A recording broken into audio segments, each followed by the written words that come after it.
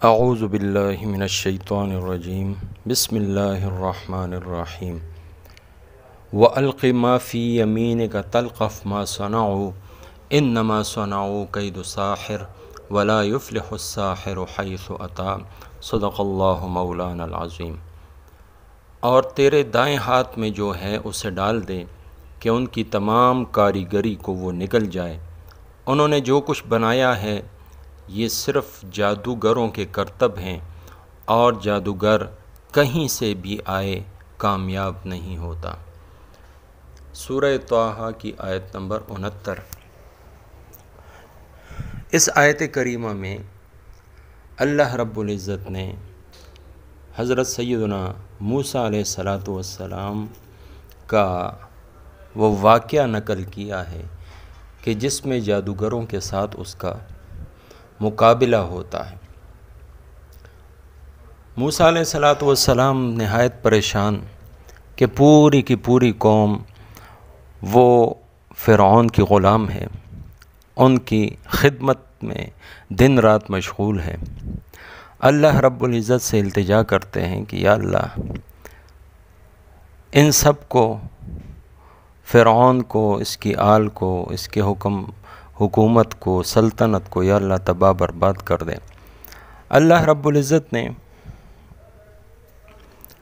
حکم ارشاد فرمایا کہ ٹھیک ہے ایسا ہی ہوگا، لیکن ایک لفظ ارشاد فرمایا فاستقیما، وہ یہ ہے کہ تم نے ثابت قدم رہنا ہے، استقامت اختیار کرنی ہے۔ تو ظاہر ہے انبیاء علیہ السلام کے ہاں جتنی استقامت ہوتی ہے اتنی استقامت کوئی بھی شخص نہیں دکھا سکتا۔ موسیٰ علیہ السلام کو حکم ہوا کہ فرعون کے پاس جا۔ فرعون کو جب دعوت دی تو اس نے کہا کہ نہیں، تم تو جادوگر لگتے ہو، تمہارا میں جادوگروں کے ساتھ مقابلہ کراؤں گا۔ اپنے ملک کے اچھے اچھے جادوگروں کو اس نے جمع کیا، اور پھر ایک دن، ایک وقت اور ایک جگہ مقرر ہوئی جہاں ان کا آپس میں مقابلہ تھا۔ یہ جادوگر جب جمع ہوئے تو فرعون سے کہنے لگے کہ اگر ہم غالب آ گئے تو کیا ہوگا، ہمیں کیا ملے گا، آخر ہم اتنی قربانی دے رہے ہیں۔ تو اس نے کہا کہ تم میرے مقربین میں سے ہو جاؤ گے، یعنی میرے قریبی وزیر مشیر تم ہی مقرر ہوگے۔ یہ دیکھیں، یہ فرق ہے۔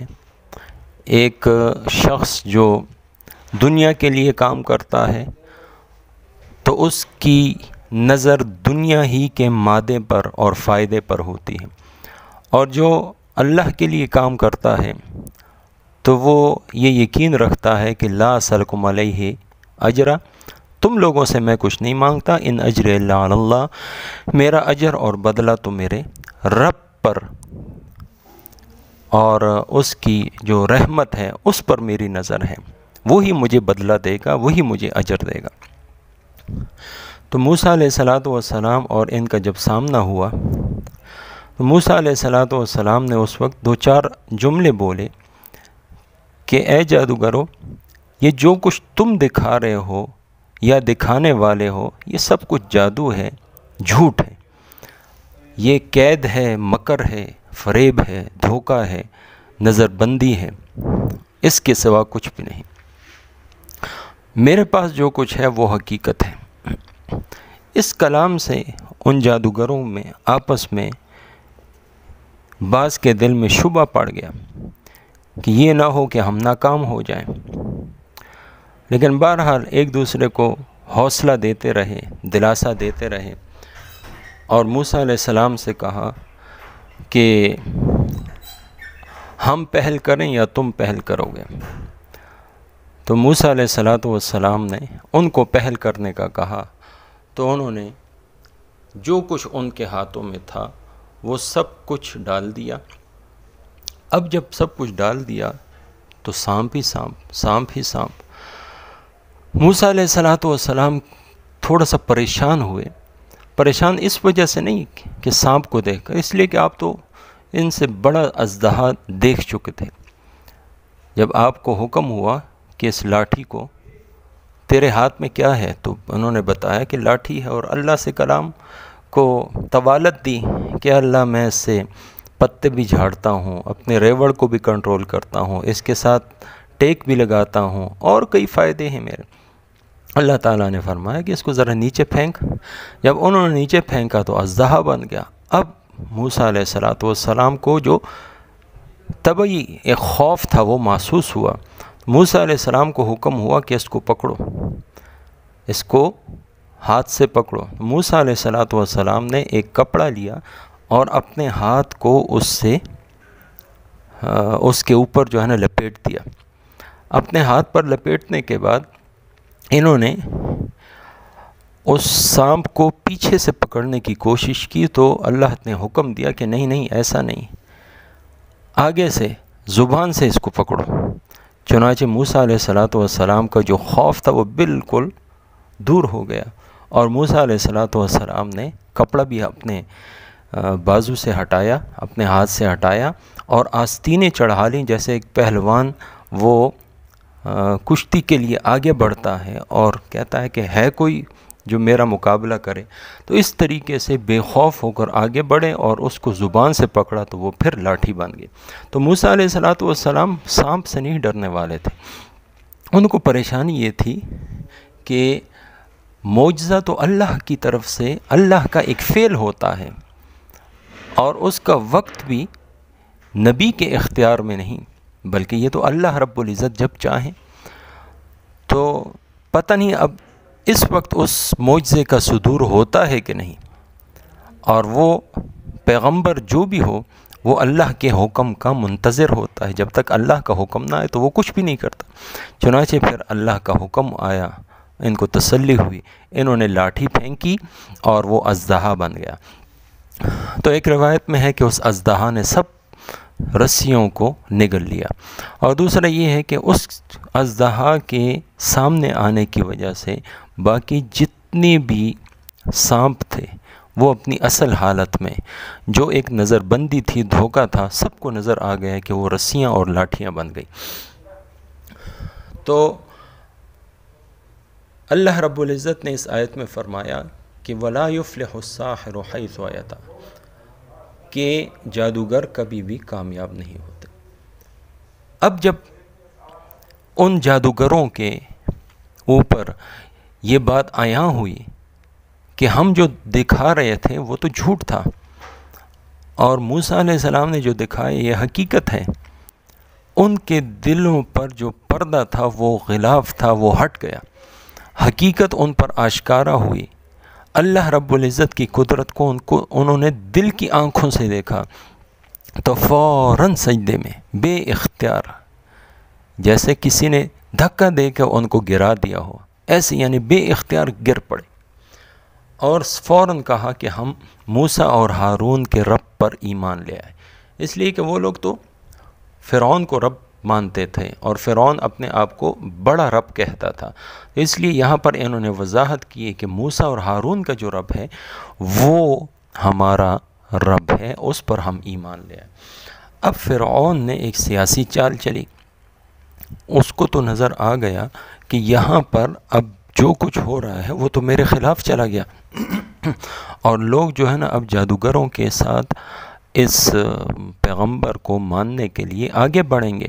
تو اس لیے موسیٰ علیہ السلام کے اس زور کو توڑنے کے لیے اور لوگوں کا ان کی طرف رجحان ختم کرنے کے لیے کہنے لگا کہ یہ تم نے کیا کیا، کم از کم مجھ سے پوچھ تو لیتے، ایمان ہی لانا تھا تو کم از کم مجھ سے اجازت لے لیتے۔ اور مجھے تو یہ لگتا ہے کہ تم سب ملے ہوئے ہو، اور یہ موسیٰ یہ تمہارا بڑا جادوگر ہے، تمہارا استاد ہے، اور استاد سے شاگرد ہمیشہ ڈرتا ہے، خاص کر جادو کی لائن میں، اس لیے کہ وہ سمجھتا ہے کہیں یہ مجھ پر کوئی ایسا وار نہ کر دے جو اس نے چھپا کے رکھا ہو، ہمیں نہ سکھایا ہو۔ تو اس لیے اب میں تم لوگوں کو سزا دوں گا، اور سزا یہ ہوگی کہ ہاتھ پاؤں کو مخالف سمت سے میں کاٹ دوں گا، اور تمہیں کھجور کے درختوں میں سولی دوں گا، اور تمہیں پتہ چل جائے گا کہ میری سزا زیادہ سخت ہے یا تمہارے استاد موسیٰ علیہ السلام تمہیں جو سزا دیں گے وہ زیادہ سخت ہے۔ اب اس نے یہاں پر 3 باتیں کی۔ ان کا پھر جواب اب جادوگروں کی طرف سے آ رہا ہے۔ اب یہاں پر دیکھیں آپ استقامت کسے کہتے ہیں۔ چند لمحوں کی صحبت موسیٰ علیہ السلام کی ان کو ملی ہے جادوگروں کو، اور ان کی دل کی کایا ہی پلٹ گئی۔ حقیقت جیسے ہی آشکارا ہوئی، ایمان اتنا مضبوط لے آئے کہ ربنا اللہ ثم استقاموا، ایسا ایمان۔ تو اس کے اندر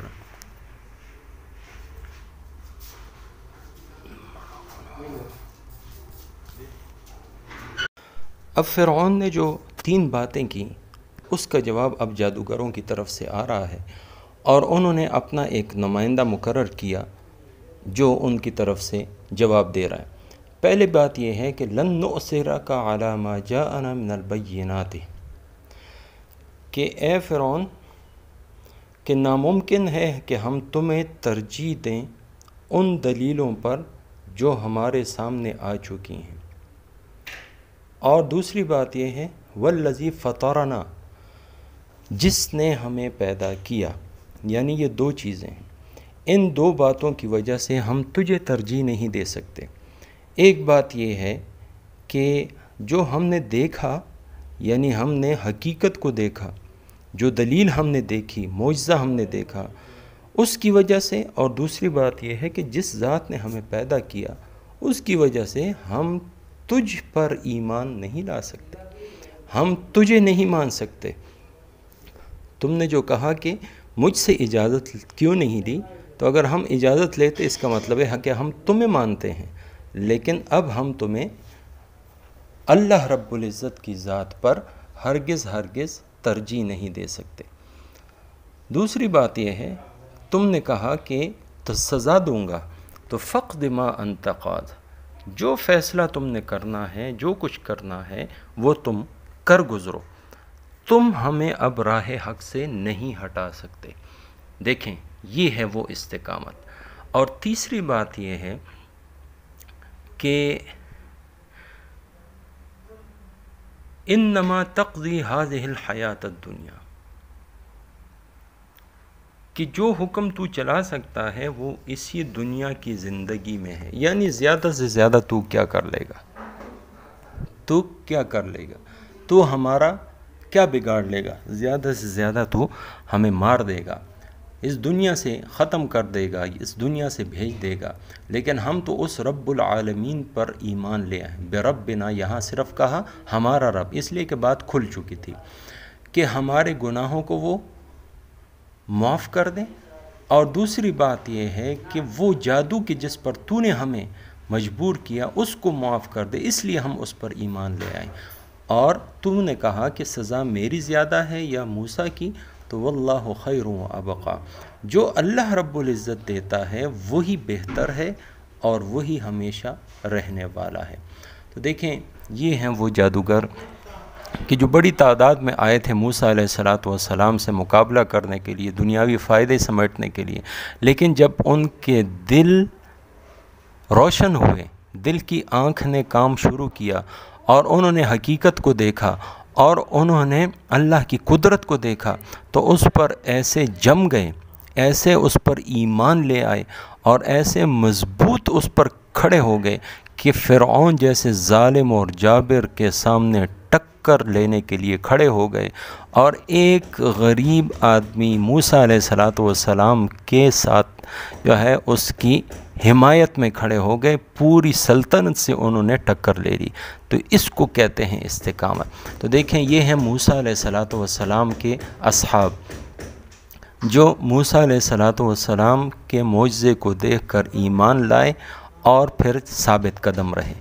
پھر دیکھیں موسیٰ علیہ السلام کے بعد ہمارے آقا صلی اللہ علیہ وسلم کے اصحاب، تو ان کی کیا شان ہے، ان کا کیا مقام ہے اور ان کی کیا استقامت ہے۔ اللہ رب العزت مجھے آپ کو اور سب مسلمانوں کو نبی اکرم صلی اللہ علیہ وسلم کی سنت اور آپ کی سیرت کے مطابق اپنی زندگیاں گزارنے کی توفیق عطا فرمائے اور دین پر ہم سب کو استقامت نصیب فرمائے۔ وما توفیقی الا باللہ۔